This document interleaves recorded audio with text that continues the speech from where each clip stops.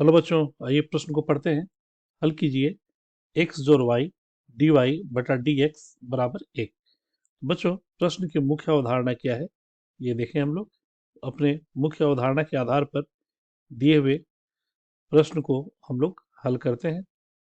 तो मुख्य अवधारणा, दिया हुआ प्रश्न हमारा रैखिक अवकल समीकरण से है, रैखिक अवकल समीकरण से है, जिसका प्रारूप dx बटा dy बटा dy जोड़ px बराबर q, जहाँ p तथा q दोनों ही y का फलन या नियत मान वाले होंगे। इसमें बच्चों सबसे पहले हम लोग IF की गणना करते हैं, जिसे हम लोग समाकलन गुणांक कहते हैं। समाकलन गुणांक जिसका मान हम लोग e का घात p dy से निकालते तथा हल हेतु x गुने IF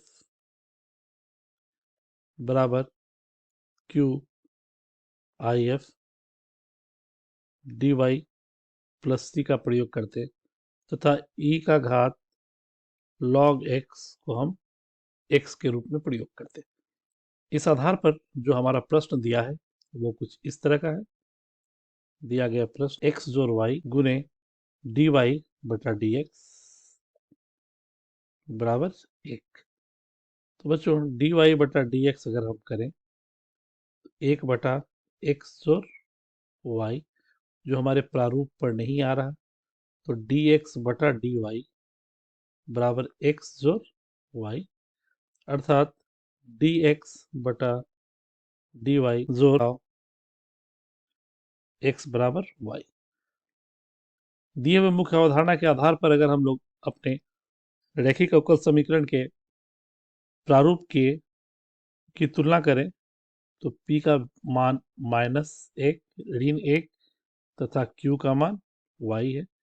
बच्चों यहाँ से हम लोग IF की गणना कर सकते हैं, यानी e का घात ऋण 1 dy अर्थात e का घात ऋण y, तथा हल हेतु x गुने dy x गुने IF समाकलन q है y e का घात -y dy जोड़ c।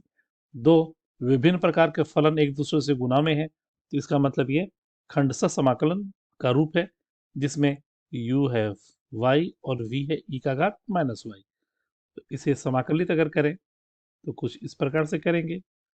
y को छोड़ा e का घात ऋण y dy घटाओ समाकलन d बटा dy y e का घात ऋण y dy और पूरे फलन का समाकलन।